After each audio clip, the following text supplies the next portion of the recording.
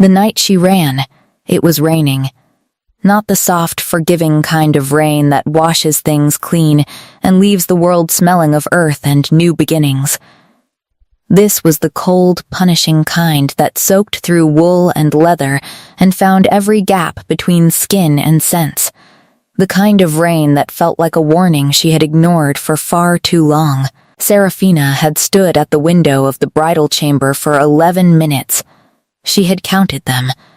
11 minutes of staring at the courtyard below, at the torches guttering in the downpour, at the gate that stood between her and everything she had not yet lived. Her wedding gown was still laced to her throat.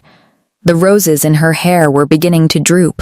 Somewhere down the corridor, behind a door she had not opened, her mate was waiting.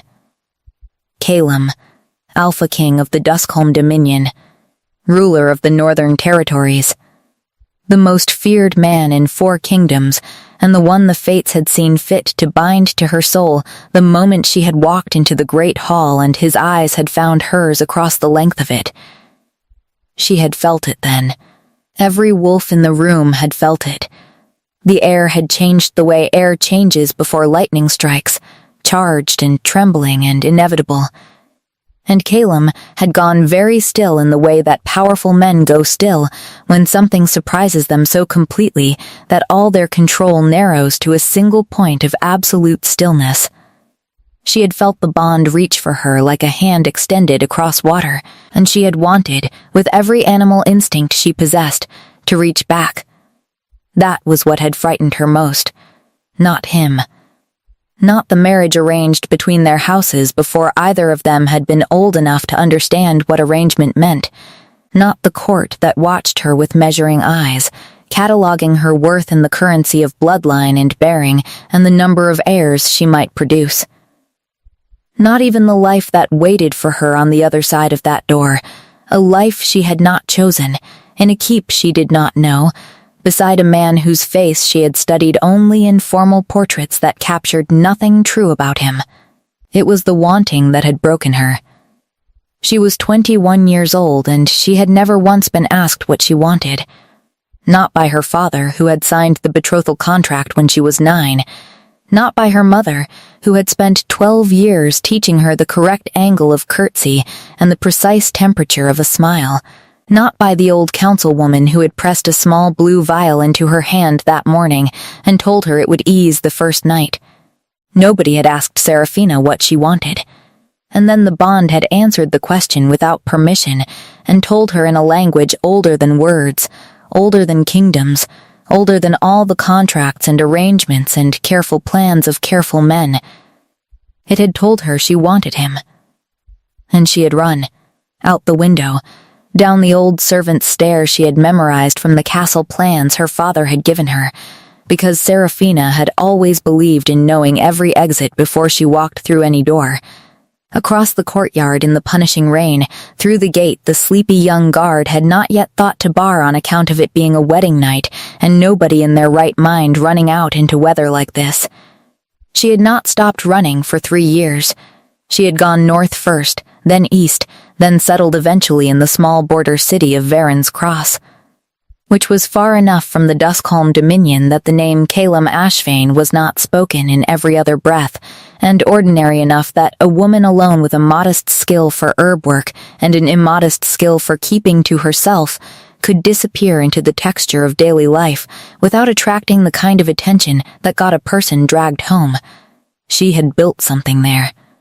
Small and careful and entirely her own. A room above an apothecary.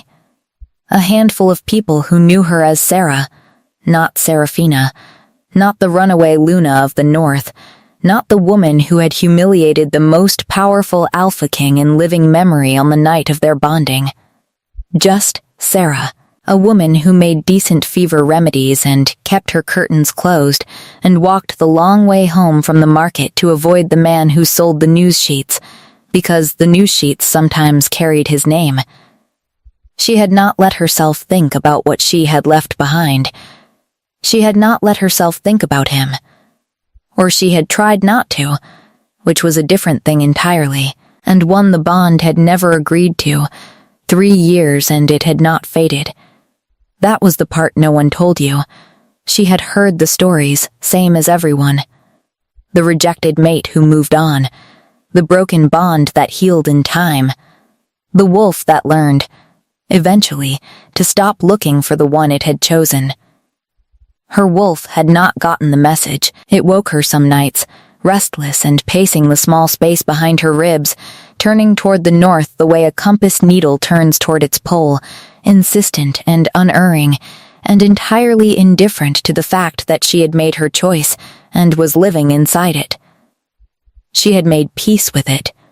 Mostly she had told herself that what she felt was not longing. It was only the biology of the bond, muscle memory of the soul, the body's stubborn refusal to update its oldest instructions. It meant nothing. She was fine. She had built a life. She had almost believed it, and then on an ordinary Tuesday morning in the 3rd week of autumn, she had turned a corner in the Varen's Cross Market with a basket of dried fennel on her arm and walked directly into the chest of the Alpha King of the Duskholm Dominion. The fennel went everywhere. The bond detonated like something that had been held underwater for 3 years, and finally broke the surface. A wave of warmth and recognition and fury and grief so simultaneous and so total that her knees nearly went. Calum looked down at her. His eyes were exactly as she remembered. Dark and still, and that particular shade of gray that was almost not a color at all, more like the space between one thought and the next. The hard line of his jaw. The breadth of him blocking the pale autumn light. 3 years had not softened him. If anything, they had done the opposite. He said nothing for a long moment. Then, very quietly, he said her name. Not Sarah, not the name she had borrowed and hidden inside for 3 years. Her name. The real one. The one he had spoken only once, on the night of their bonding, before she had run. Seraphina and the whole world went still. She did not run this time. That was the first thing she noticed, with the distant, analytical part of her mind that kept functioning even when the rest of her had gone entirely to pieces. Her feet did not move. Her body, which had carried her out of a castle window 3 years ago without a second's hesitation, stood absolutely still on the wet cobblestones of a market she had chosen specifically because nobody important ever came here, and did nothing useful at all. Calum did not reach for her. That was the second thing she noticed. She had expected him to. Every story she had told herself about this moment, and she had told herself many despite her best efforts, had involved him reaching for her. Grabbing her wrist the way Lord Baron's men had grabbed it twice in the first year when they'd come looking and she'd had to talk her way free. Blocking her path. Doing something large and declarative and alpha, the kind of gesture that made it someone else's choice rather than hers. He did none of those things. He stood in the middle of the Varen's Cross Market with scattered fennel at his feet and rain beginning to spot the shoulders of his dark riding coat. And he looked at her the way a man looks at something he has stopped letting himself believe in. And he waited. Seraphina became very aware of the fennel. She bent down and began collecting it, because her hands needed something to do and she could not think clearly with him looking at her like that, and picking up herbs was a thing a person could do with their hands, while their mind tried to reassemble itself into something functional. He crouched down and helped her. She nearly dropped everything again. They gathered the scattered stems in silence, the two of them kneeling on the wet cobblestones of an ordinary market in a city he had no reason to be in. And when the last of it was retrieved and her basket was more or less restored, they both stood up and looked at each other, and the silence stretched between them like a held breath. "There is a tea room," Calum said at last, "on the corner of this street. I passed it on my way here." Seraphina stared at him. "I would ask you to sit with me," he said, "for 1 cup. You may leave whenever you wish. I won't follow you." It was the last 4 words that undid her, the deliberateness of them, the care, as though he had practiced offering her exits the way other men practiced speeches. She went.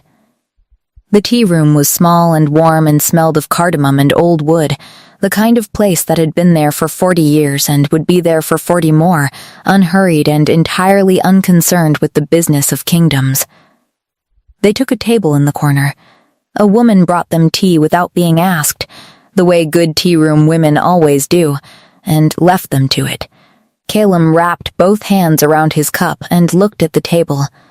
Serafina looked at him. In 3 years she had wondered, when she'd allowed herself to wonder, what she would say to him if she ever found herself in the same room. She had composed speeches, careful, articulate explanations of why she had done what she had done, with proper structure and reasonable arguments, and a tone that conveyed neither guilt nor apology but simple clarity. She had been very persuasive in those imagined conversations. He had always understood. Eventually, she said none of those things. "How did you find me?" she said instead.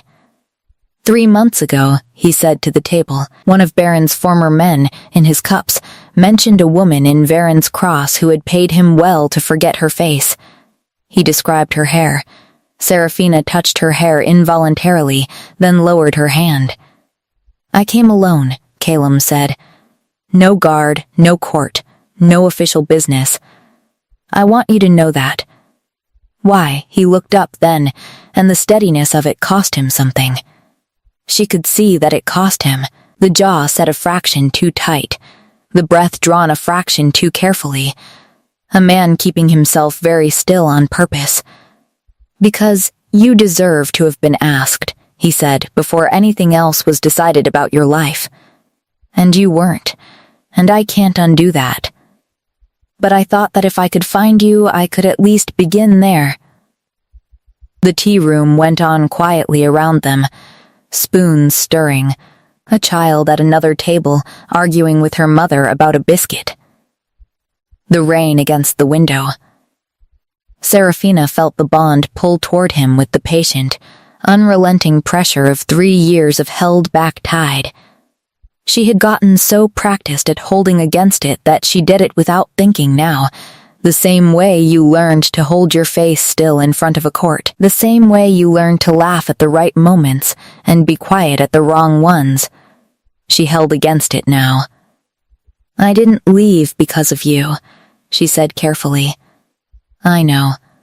I left because I was 21, and I had never made a single decision about my own life, and the bond made me feel things I hadn't chosen to feel, and I didn't know how to trust something I hadn't chosen. I know that too," he said quietly.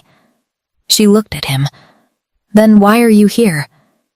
He turned the cup slowly in his hands, and she recognized the gesture from that night, from the brief hour they had sat at the high table together before she had gone to the bridal chamber, and he had gone to wherever kings go to wait on their wedding nights, patient and contained, and giving absolutely nothing away.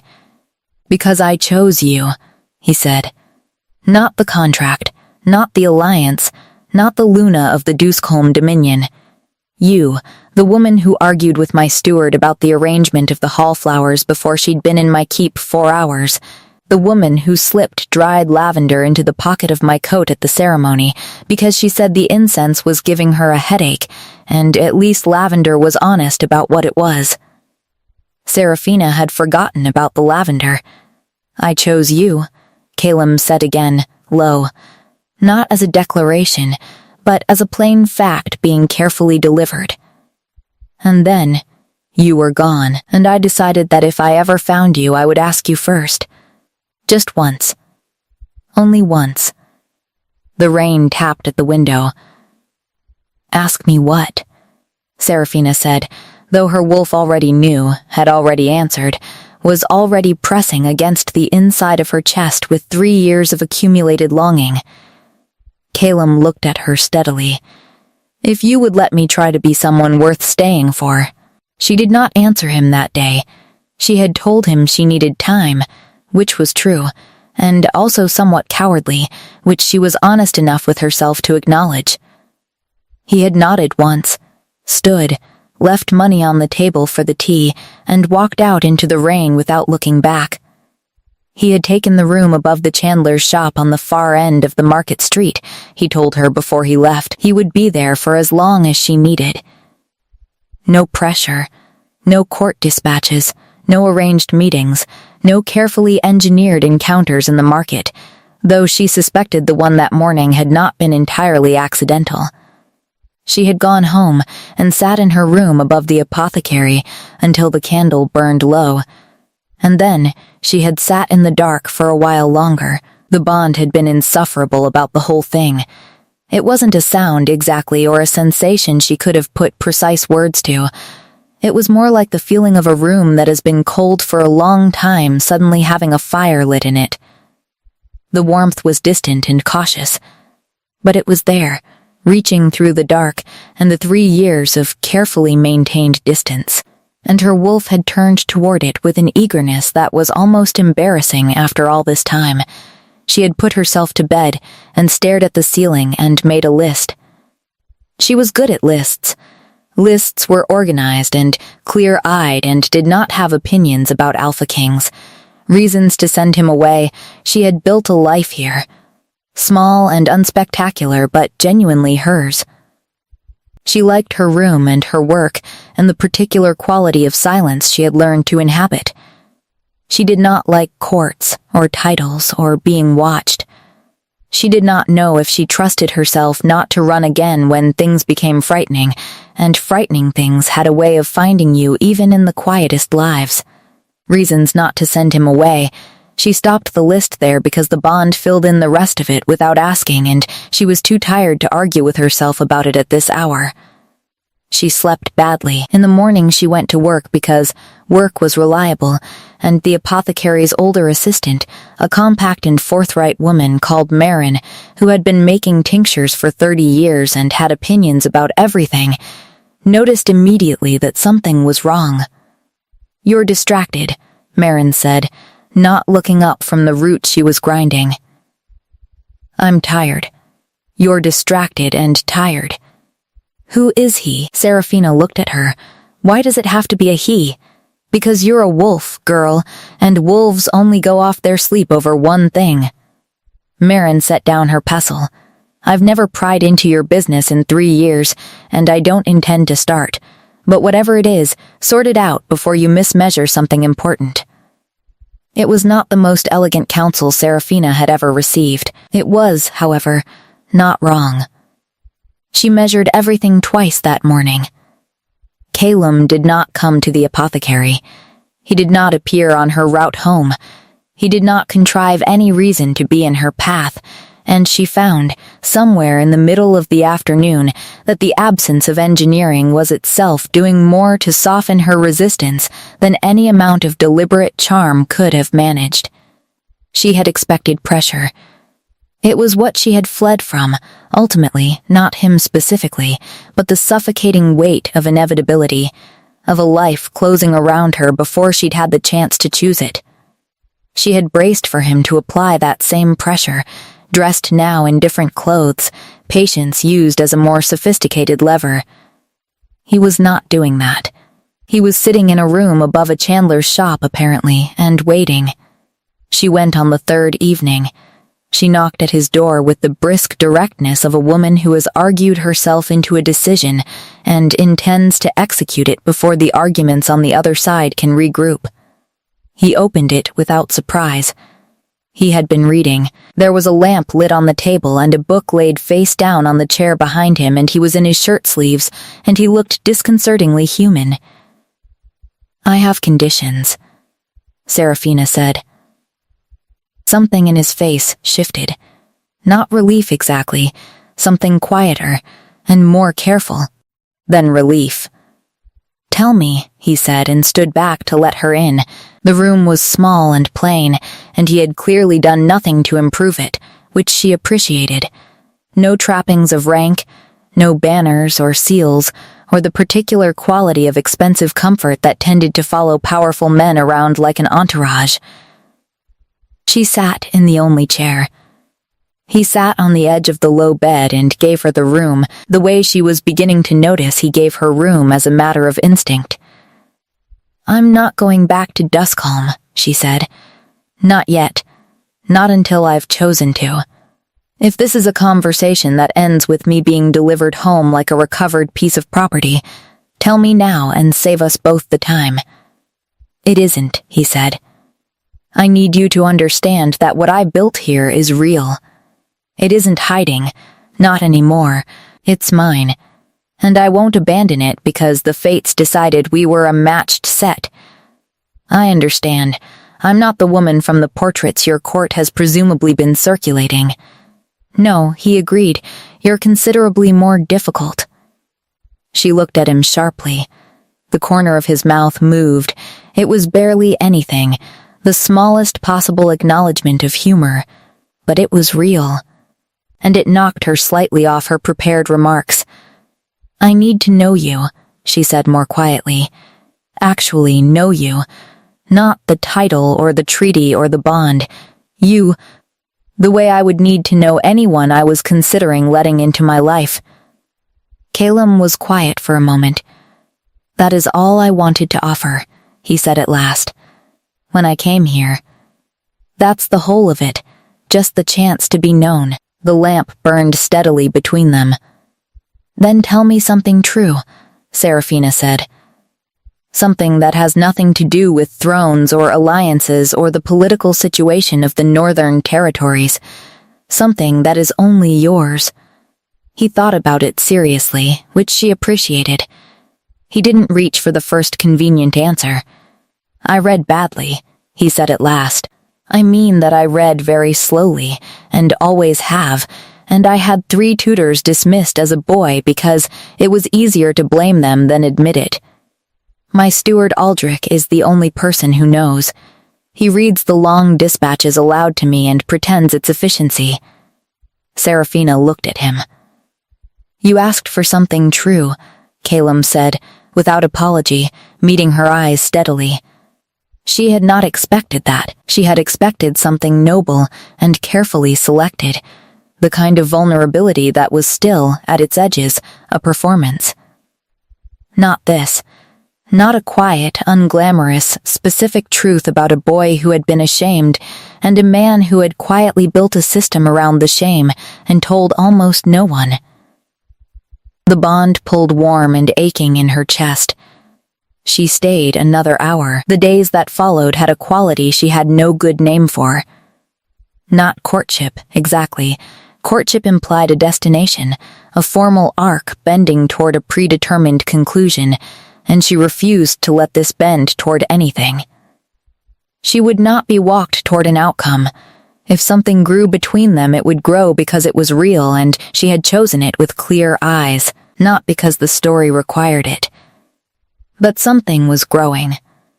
She noticed it the way you notice the temperature changing before you can see the season turn. He came to know her routines without intruding on them. She had not told him when she took her morning walk along the river path, but after the first week she noticed that the Chandler's shutters were sometimes open when she passed, that there was occasionally a lamp burning, and that if she happened to pause on the bridge to watch the herons, he would sometimes materialize at the railing beside her with the unhurried quality of a man who had simply been in the vicinity. They talked. That was the thing she had not anticipated, and the thing that, if she was honest with herself, did more to undo her careful defenses than the bond ever could have managed alone. She had expected silences that needed to be filled, the stiff, formal conversation of 2 people performing familiarity. Instead, they talked the way she had talked with very few people in her life, the way she had only ever talked when she forgot to be careful, easily and variously, about everything and nothing. He knew a great deal about northern birds. She had not expected that. The Alpha King of the Duskholm Dominion, she had assumed, would have large and significant areas of expertise related to dominion and strategy and the management of power, and he did. But he also knew the difference between a hooded crow and a carrion crow by flight pattern alone, and had strong feelings about the subject. She told him about the first year. Not everything, not the parts that still sat in her chest like broken glass, but the shape of it. The way she had moved from village to village, keeping ahead of Baron's men, sleeping in places that were technically roofed, but only technically. The month she had spent helping a midwife in a logging camp, in exchange for a room and meals, the particular quality of loneliness that was different from solitude, heavier and less chosen, that she had carried through all of it. He listened without flinching and without the particular expression people wore when they wanted to fix something. He just listened. "Were you angry?" she asked him once. They were on the bridge, morning light flat and silver on the water, after, when you realized I was gone. He was quiet for a moment. A heron lifted off the bank below them and wheeled away upstream. "Yes," he said, simply, "at me. At everything," he said. "You, the contract, my own father for signing it. Myself, for not finding a way to speak to you before the ceremony, person to person, without the weight of the whole arrangement pressing down on both of us." He paused. "I knew, when I saw your face that first night, that you were afraid. Not of me specifically. Of the trap of it. And I thought there would be time to address it. That the night would pass and in the morning we would have the chance to begin again on smaller terms." Serafina looked at the water. "There wasn't time," she said. "No," he said. "There wasn't."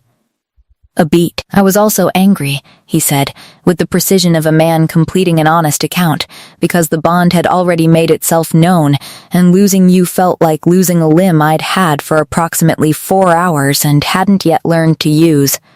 She laughed, despite herself. It surprised them both. His expression did that thing again, the barely there shift at the corner of his mouth, and she turned back to the water before it could do anything further to her composure. She introduced him to Marin.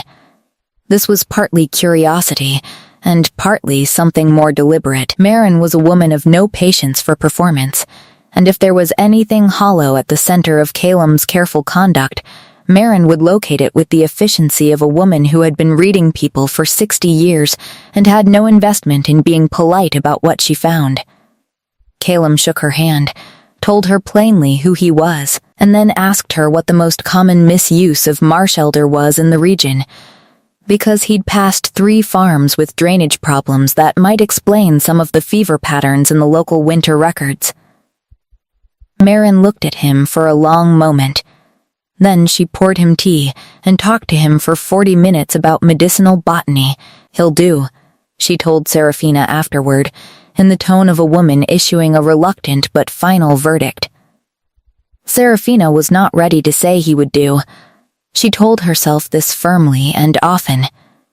But she noticed that her sleep had improved.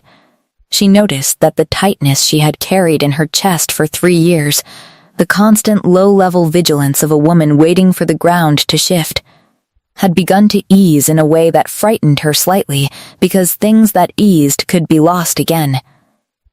On the 9th evening she told him about the bond. Not the fact of it. They both knew the fact of it. The experience of it. What it had felt like in the 3 years she'd been running from it. The way it had woken her at night. The way her wolf turned north. The way she had sometimes, on the worst nights, found herself in her shifted form sitting at the edge of the forest above the town, looking toward the dark horizon like an answer was going to come from that direction. He listened to all of it. Then he said, quietly, it was the same. Just that.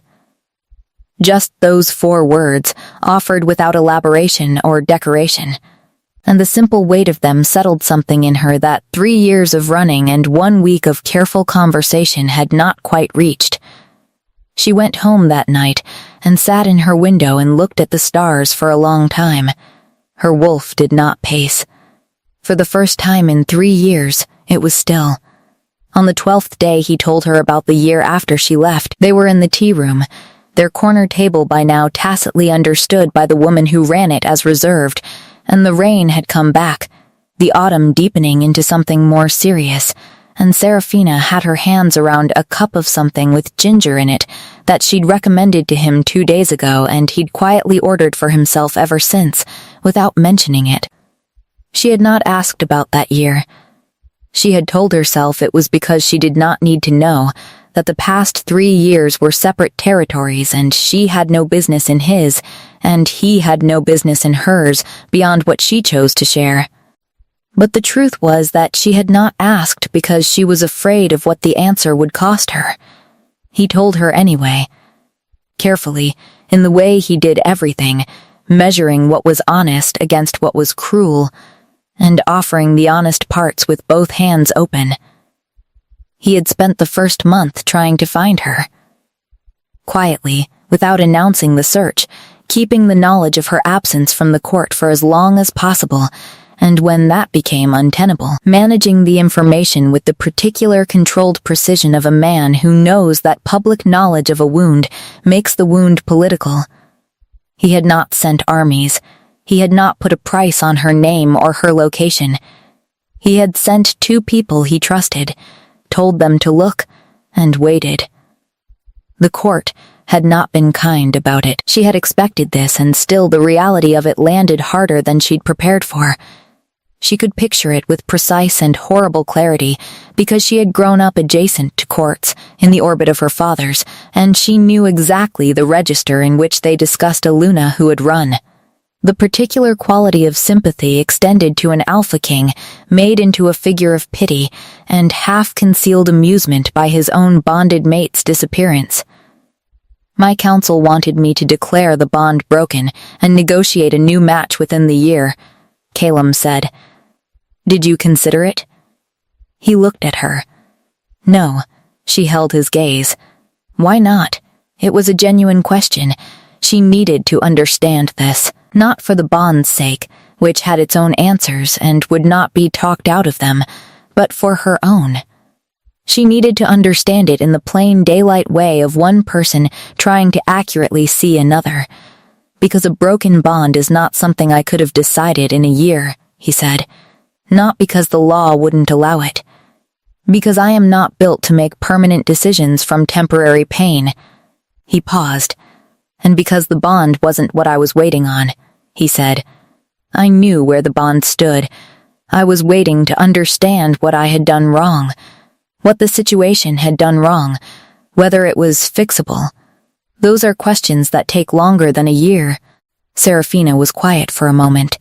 Nothing wrong was done, she said carefully. That was the difficulty. There was no villain in it. No, he agreed. Which made it harder to resolve. She looked at the rain on the window. I didn't run from you specifically, she said again, because this mattered and she needed him to understand it with precision. I want to be very clear about that. I ran from being 21 and already decided. I ran from a future so fully mapped that there was no space in it that was mine. The bond was part of that. It felt like one more thing that had been arranged without my input. I know. But I have been thinking, she said, and then stopped, because what she was thinking was still forming and she was not ready to hand it over half-made. He waited. That was the thing about him. He had infinite patience for her sentences. He never completed them or redirected them or shifted the conversation because her pauses made him uncomfortable. He simply waited, and she was beginning to understand how rare that was and how much it cost people to give it. I have been thinking, she said again, that the bond was not the problem. My lack of ownership over it was the problem. And those are different things. He was very still across the table. I felt it before I'd decided to feel it, she said, and everything in my life had taught me that things that happened to you before you decided were things done to you. Not things you could claim. She looked at the teacup. I've had 3 years to think about that. About the difference between something happening to you and something being yours, and, he said, quietly. And the bond is mine, she said. It was always mine. I just didn't know how to hold something I hadn't chosen yet. The rain came down outside. The tea room was warm and unhurried, and the woman at the counter was pretending to rearrange cups in a way that was extremely convincing if you hadn't noticed she'd rearranged the same set 3 times. Calum reached across the table and set his hand, open, palm up, on the wood between them.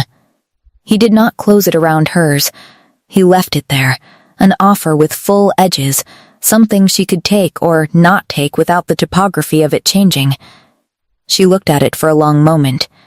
Then she placed her hand in his.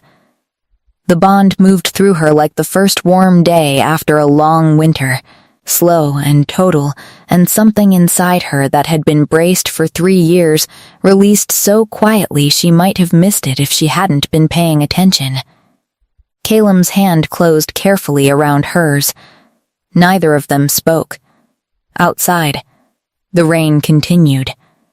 Inside, something that had been broken for 3 years and repaired, slowly and honestly and without shortcuts, settled finally and fully into its right shape.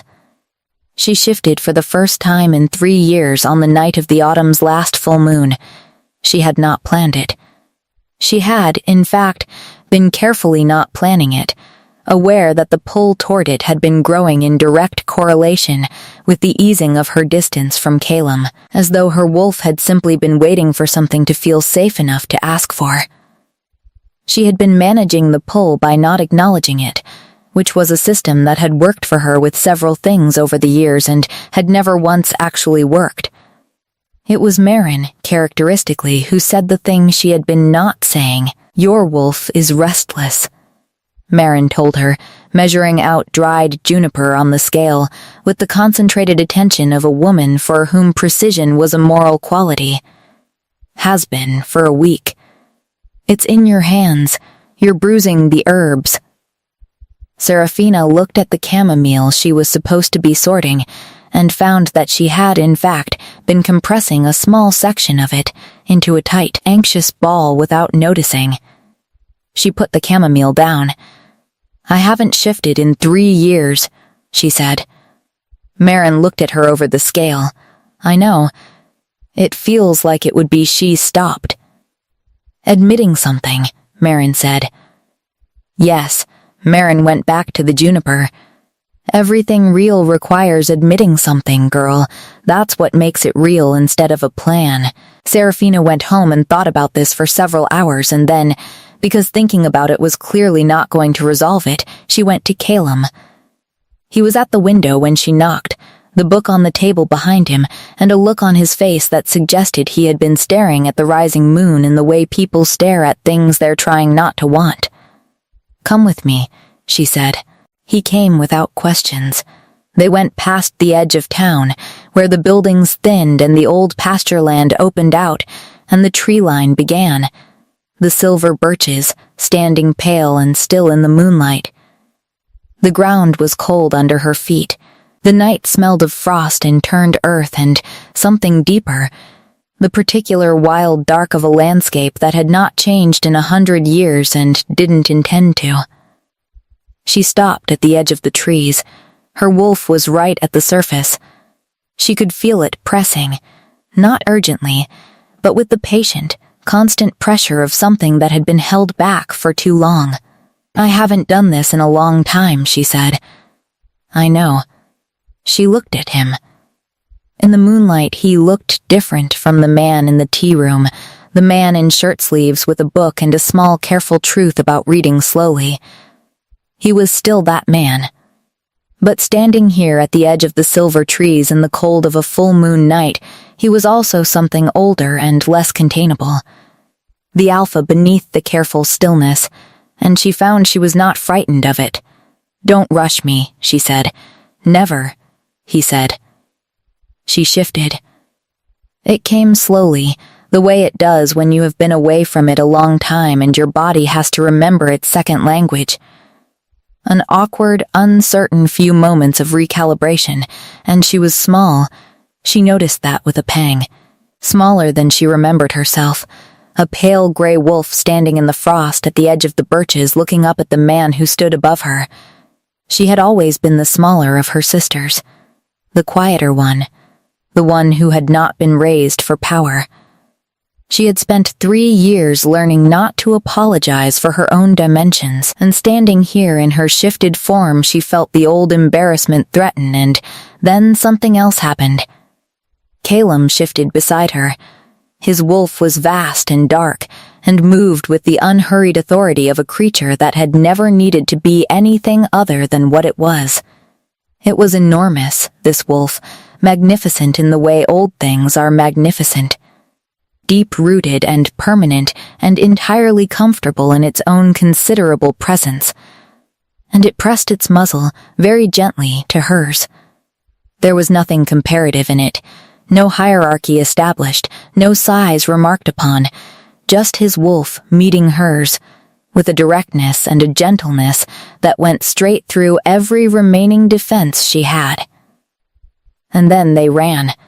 She had forgotten what it was to run, the clean cold pouring past her, the ground solid and responsive under her feet, the frost-bright smell of the world in its oldest form.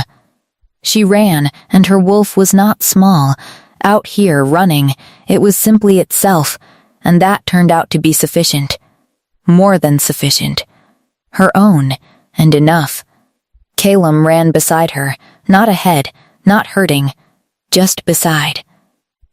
Matching his pace to hers without making a statement of it. They ran the line of the birches and turned back through the open pasture and ran the ridge where the frost had made the old grass silver and the whole valley lay below them in the moonlight, and somewhere in the running she stopped keeping track of where she was and simply was, the bond singing whole and warm between them. Her wolf at last, after 3 years, not alone. Later, human again, and sitting on the cold ridge with their backs against a fallen trunk, and their breath visible in the night air, she said, "Without planning to, I don't want to live my whole life in Varen's Cross." Calum looked at her. "I built something here," she said, carefully, "and it is real, and it is mine. But I built it as a place to stop, not a place to stay. I think I knew that, and I was not ready to know it." "And now," he said. She looked at the valley below, at the distant lights of the town where she had learned to be Sarah, learned to be herself on her own terms, learned what she was underneath all the arrangements and expectations of the life she had run from. "Now I think I might be ready," she said, "to find out what I want to build next." The moon hung enormous above the valley. "Whatever you build," Calum said, with the even quietness that she had come to understand, was not coldness but its opposite. A man keeping himself steady because he had learned what happened when he let himself hope too loudly. "I would like to be part of it, if you'll have me." She turned her head and looked at him properly. "Tell me about Duskholm," she said. "Not the keep or the titles. The place. What it's like in winter." And he told her. She gave herself 2 more weeks. This was not indecision. She was clear enough in herself now to know the difference between indecision and the deliberate, self-respecting act of not being rushed. She told Calum this directly, because she had found that direct statements, clearly delivered, tended to remove the specific kind of ambient tension that formed when important things were left unsaid. He had nodded once, with the seriousness of a man receiving information he intended to honor, and said nothing further about timelines. She used the 2 weeks to close things properly. This was important to her. Not symbolic closure, not the performative finality of someone burning bridges for the emotional satisfaction of the flame. She had responsibilities here. 3 years of accumulated small obligations to people who had given her something real, and she intended to discharge them with the same care she'd been given. She told Marin first. She had planned this conversation carefully, and Marin dismantled the plan in under a minute by already knowing. Serafina should not have been surprised. Marin had been reading people for 60 years and had the particular clairvoyance of someone who had stopped being fooled by surfaces sometime in the middle of the previous generation. That man came here for you, Marin said, without preamble, and you are not a woman who can be kept in a small space forever without it costing you something. I've watched it happen. You fold yourself smaller than you are, and it gets harder to unfold. Serafina looked at her. I'm not folding for him, she said. I know, Marin said. That's why I'm not arguing with you about it. She put Marin in touch with a young woman from the northern district who had been learning herb work from a different apothecary and had been looking for somewhere better. She spent 2 days teaching the transition, writing out the reference notes she'd accumulated in 3 years of learning this particular landscape's particular needs.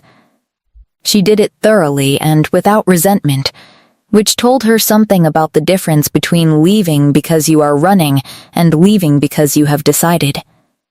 She wrote to her mother. This was the hardest letter. Her mother was not a cruel woman.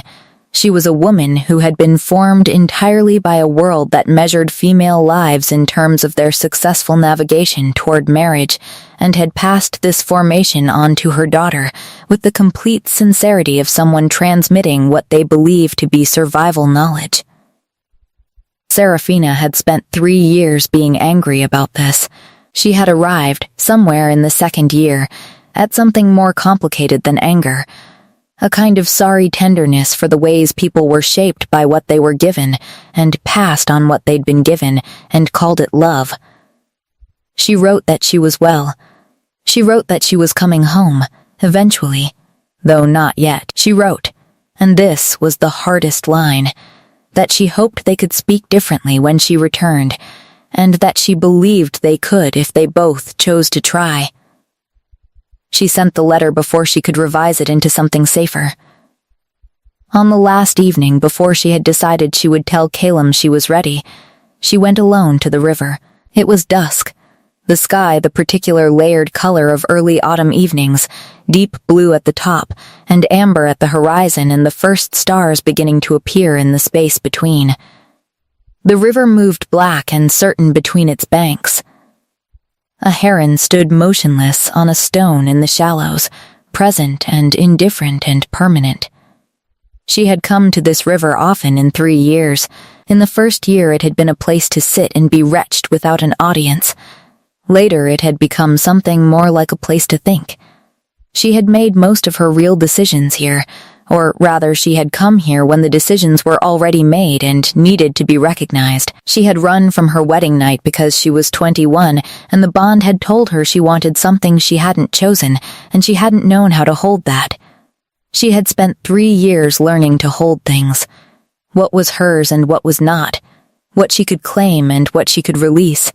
The difference between a life that was endured and a life that was genuinely inhabited. She had learned herself here, at this river, in this small and ordinary town that had given her 3 years of shelter, and asked only her honest presence in return. She was grateful for it in a way that was specific and complete. She was also ready to leave it. The heron lifted from the stone without warning, wide gray wings opening in the dusk, rising with the unhurried certainty of something that had been exactly this before and knew exactly where it was going. She watched it until it was gone. When she came back up through the town to the Chandler's Street, she found Calum at his window, not reading, simply sitting in the lamplight with the particular contained quality of a man who had become practiced at stillness. She knocked. He opened the door. "I'm ready," she said. He looked at her for a moment in the lamplight, reading her the way she had come to understand he read everything, carefully and completely, without taking shortcuts. "We don't have to go quickly," he said. "I know," she said. "But I'm ready."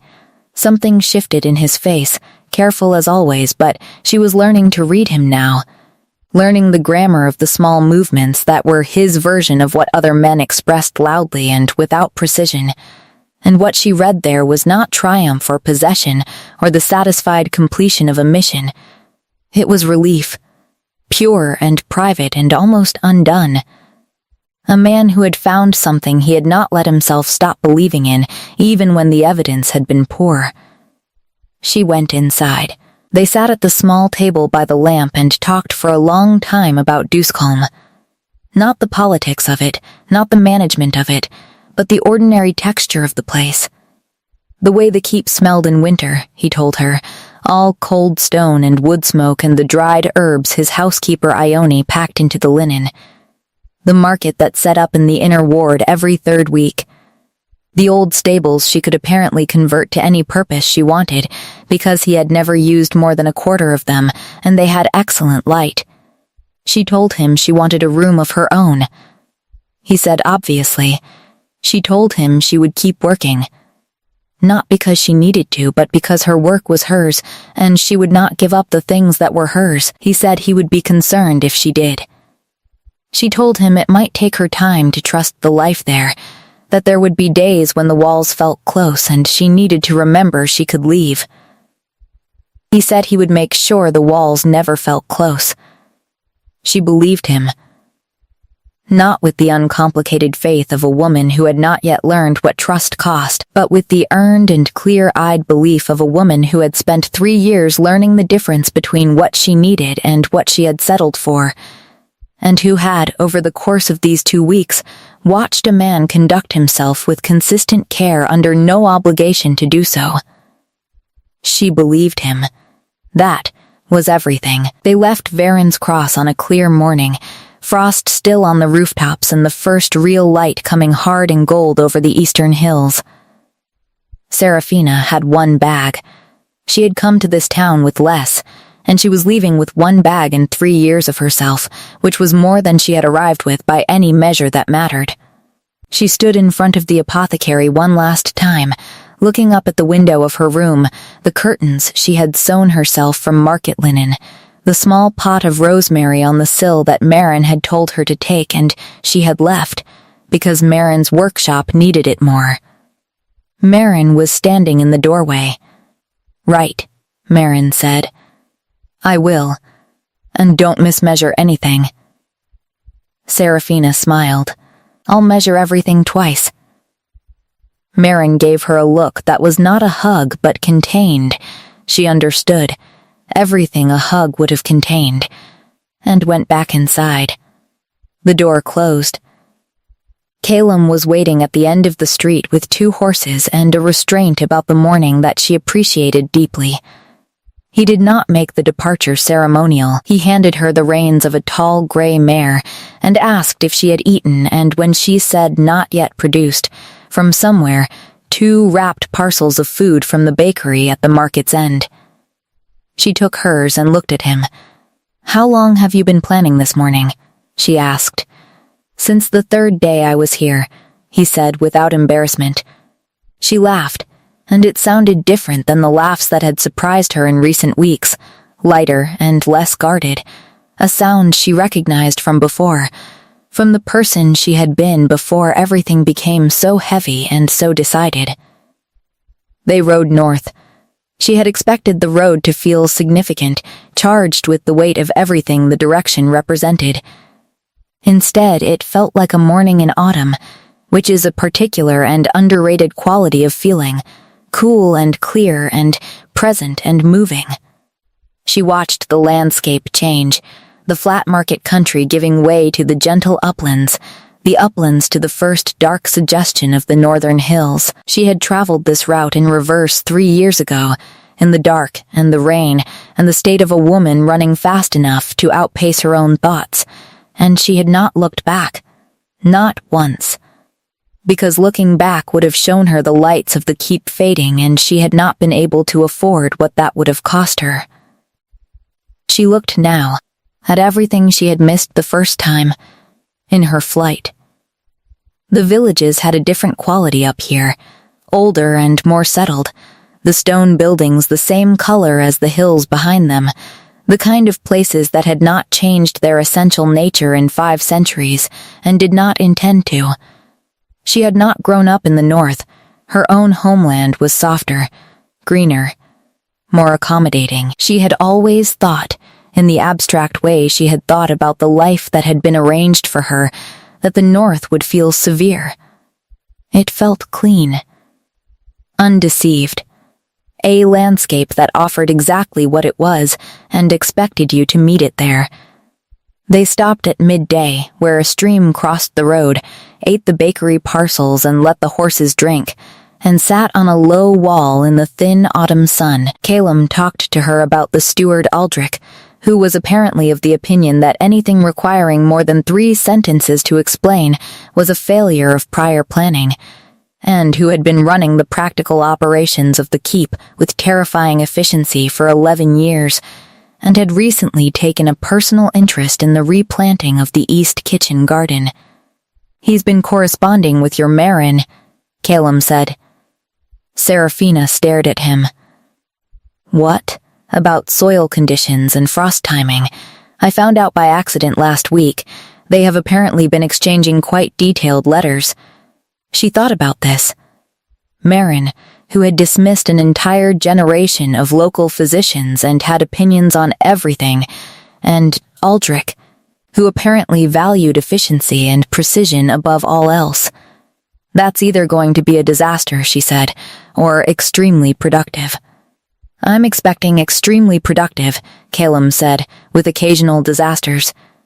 They rode on. By late afternoon, the keep appeared on the northern ridge, exactly as she remembered from the portrait her father had showed her when she was 9, and entirely different. The portrait had been formal and perspective flattened, all hard angles and imposing mass. The reality was larger and less curated, a living place, the kind of structure that had accumulated itself over centuries rather than been designed, with lights already beginning in the lower windows against the falling afternoon, and smoke from the great kitchens drifting straight up in the still air. She pulled her horse to a stop on the ridge and looked at it. Calum stopped beside her. "You don't have to feel anything specific about it," he said, reading her as he often did with a precision that no longer unsettled her. "I know." She looked at the lights in the windows. "I don't know what I feel about it yet. I'm just looking." "Good." They remained there for a while, the two of them on the ridge in the last of the autumn light, the keep below with its lit windows and its smoke and its centuries of accumulated human life, and she looked at it with the same clear eyes she had brought to every important thing in the past 3 weeks, and tried to see it honestly. It was not hers yet. She had not earned it, and she had not chosen it in the full sense, and it would take time to become a place she inhabited rather than occupied. She knew this, and she accepted it. But there was a room in there, apparently, that would be entirely hers. There was a market in the inner ward every 3 weeks. There was work to be done and honest people who did it. There was a man beside her who had waited 3 years and come to find her alone, and asked permission before anything else, who had read slowly all his life and told her so without apology, who had pressed his wolf's muzzle to hers in the moonlight and matched his pace to hers without comment. She put her horse forward down the ridge. He rode beside her. The keep gates opened before they reached them, someone on the wall having lit a lamp in the signal pattern that meant the Alpha returning, and the courtyard inside was lit and warm and smelled of wood smoke, and underneath it, the cold, clean stone that she would come to know over years as the particular smell of this place, its own, entirely. She rode in. The keep had its own language, and she learned it slowly. Not the formal grammar of rank and title, and the correct address for a steward versus a chamberlain, though she learned that too, with the same steady application she had brought to everything she had needed to know. She learned the living language, the one that was only legible from the inside, which corridor held the cold and which held the warmth, where the light came best in the morning, the rhythm of the kitchens, the way the stone held sound differently in different weather so that voices carried in summer in ways they did not in winter.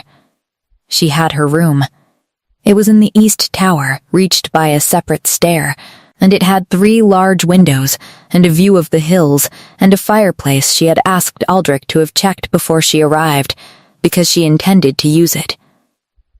It contained a desk and a good lamp, and the shelves she had asked for, which Aldrich had arranged with the frightening efficiency of a man for whom a request was simply a problem with an obvious solution. It was hers. She had chosen everything in it. Nobody had consulted portraits or bloodlines or the preferences of the previous occupant. Just hers. She took her time with the rest. Calum did not push her into the shared life of the keep faster than she was ready to come to it. She attended the public meals when she chose to, and took her meals in her room when she did not. And nobody arranged her schedule without asking first.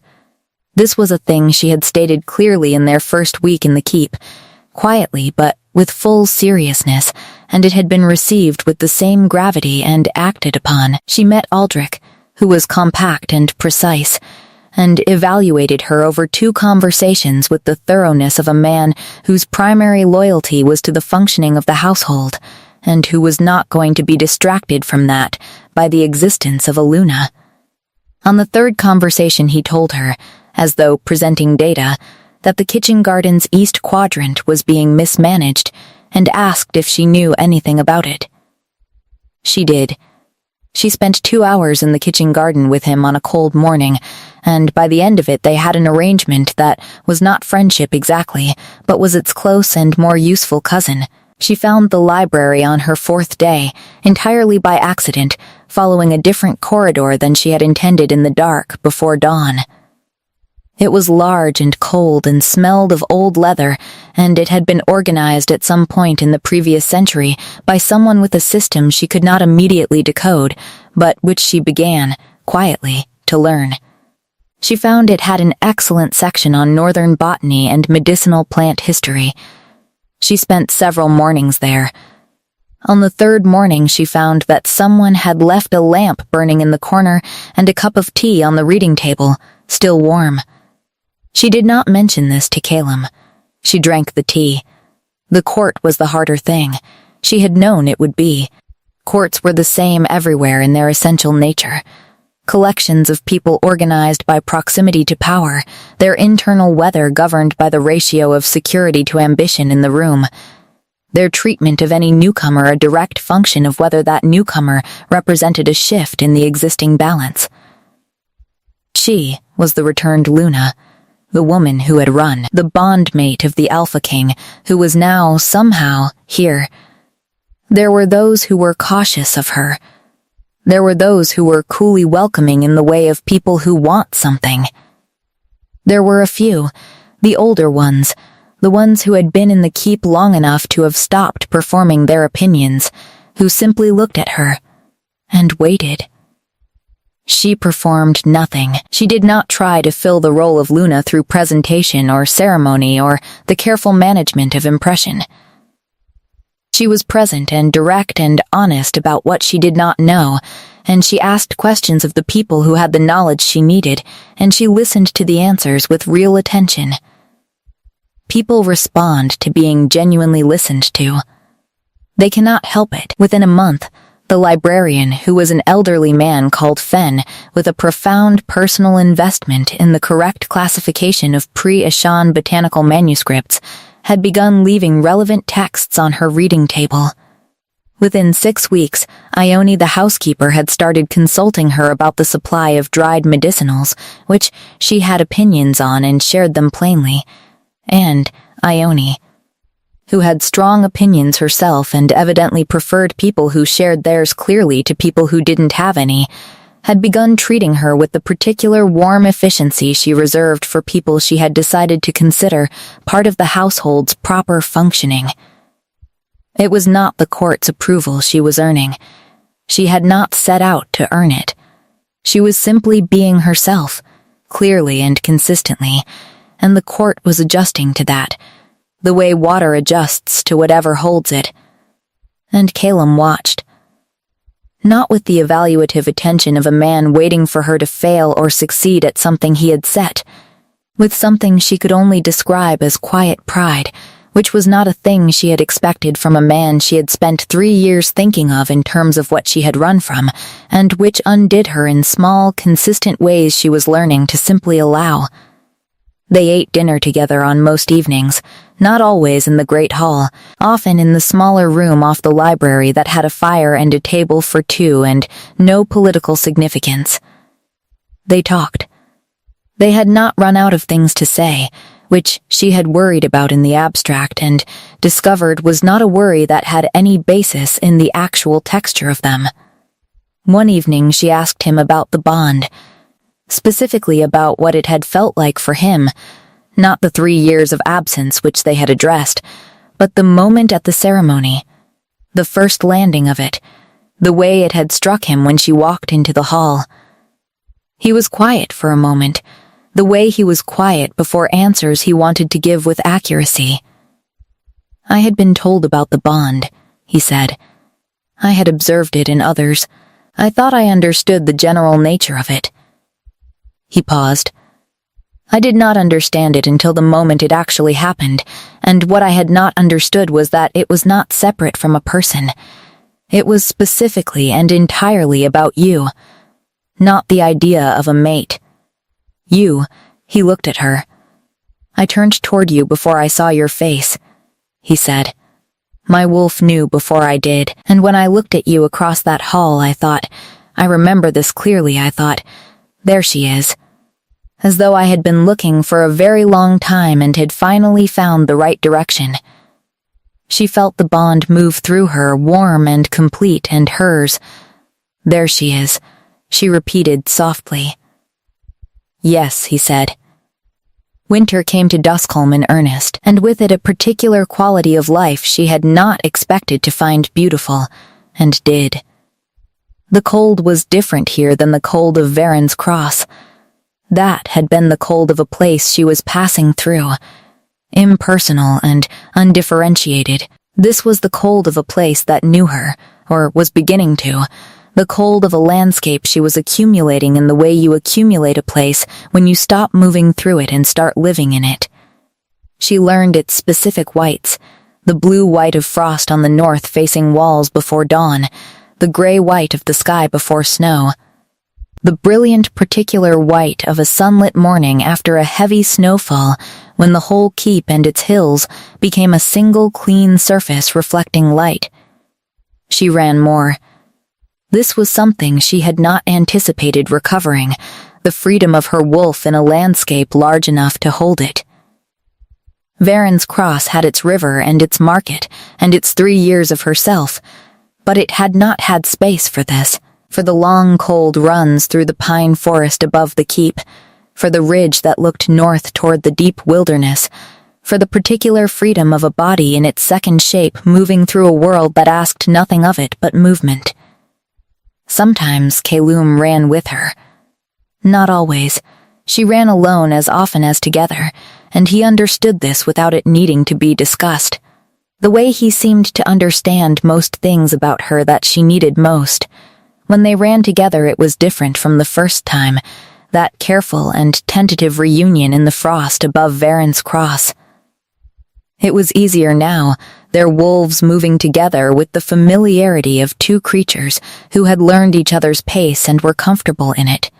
Neither leading nor following, but running the same line through the same landscape with the same unspoken understanding. She had begun thinking of the keep as home. She noticed this the morning she realized she had stopped making the calculation.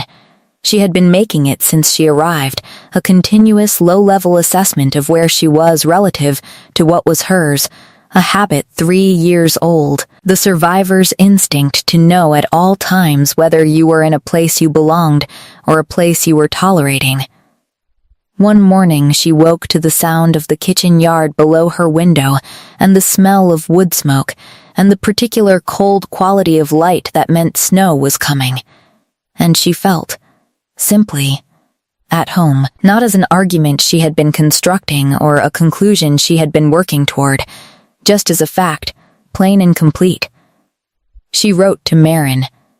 She wrote that the east kitchen garden had been sorted and the drainage problem upstream of it was being addressed, and that she had found a very promising local source of marshmallow root that Marin should know about. She added at the end, in the casual register she had learned to use with Marin, that she was well, more than well. Marin's reply came promptly, because Marin was efficient about correspondence the way she was efficient about everything, and contained 4 dense paragraphs about the marshmallow and 1 brief line at the end. "I am glad to hear it, girl," she wrote to her mother. This letter was easier than the first one, which surprised her. She wrote honestly and without the careful self-censorship of a woman managing her mother's feelings at the expense of her own. She wrote about the keep and Aldrich and the library and the kitchen garden.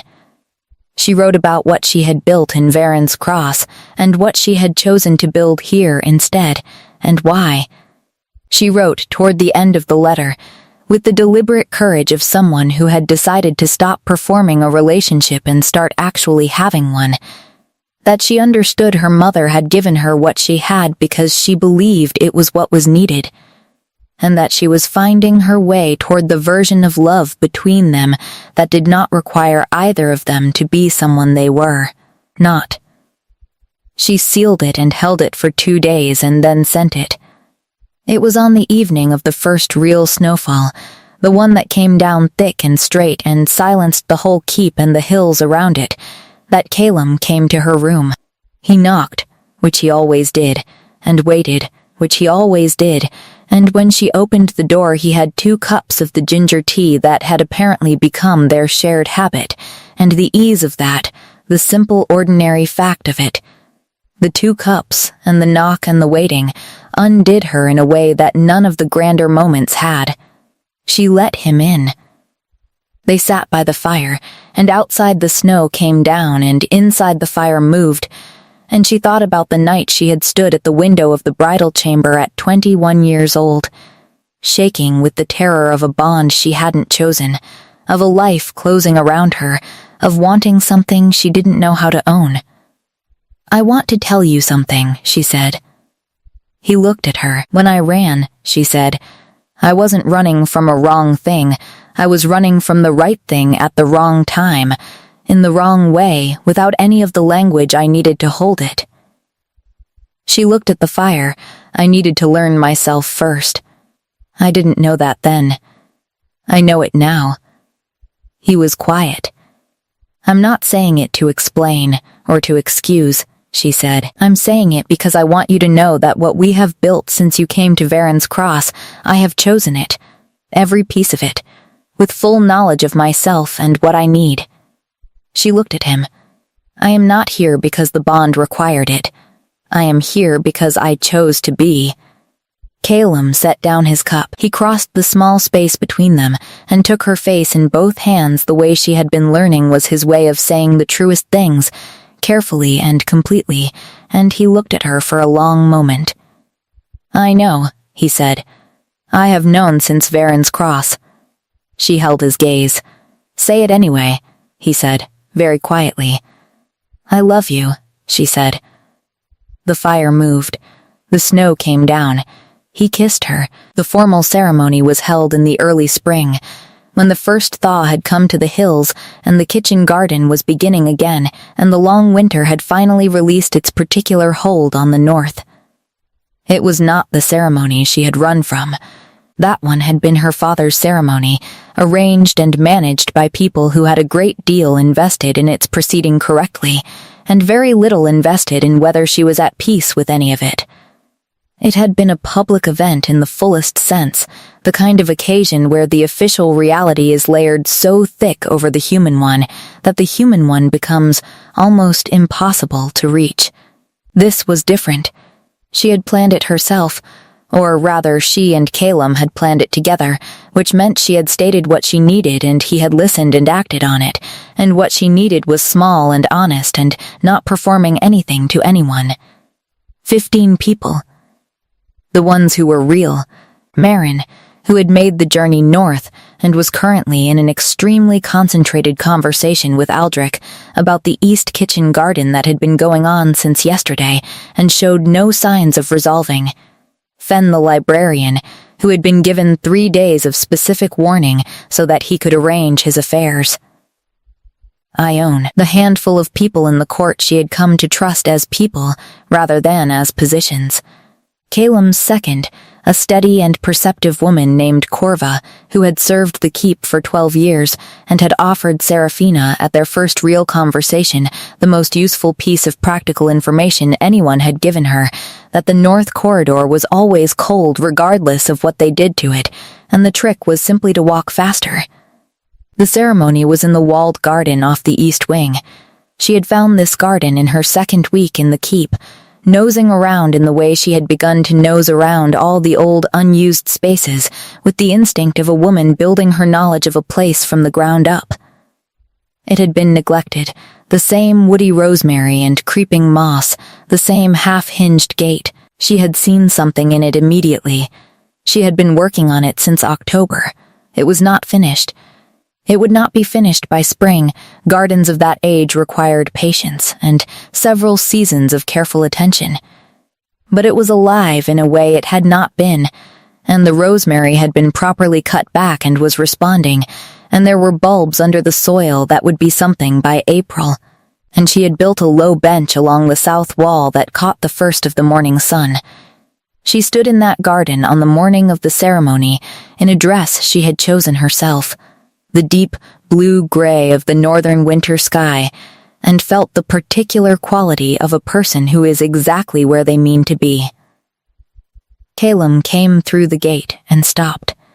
He looked at her for a moment with the expression she had come to know as his version of being entirely undone, contained and quiet and not quite containable. And then he came to her. They stood before the old keeper of the faith, a woman of 70-something who had performed bindings in the north for 40 years and had the relaxed certainty of someone for whom the sacred had long since become ordinary in the best possible way. The words were short and plain, which she had requested. She had no patience for ceremony that decorated the truth rather than stating it. What she wanted was the truth, plainly stated in the presence of the people who were real. When it came to her turn to speak, she looked at Calum and said what was true. "I chose this," she said. "Not the bond and not the arrangement and not the direction anyone's life was meant to go before I had any say in it. I chose you, the man who came alone to a small town in the east and asked permission before anything else. The man who waited on a fallen wall in the autumn sun and told me something true about himself without dressing it up.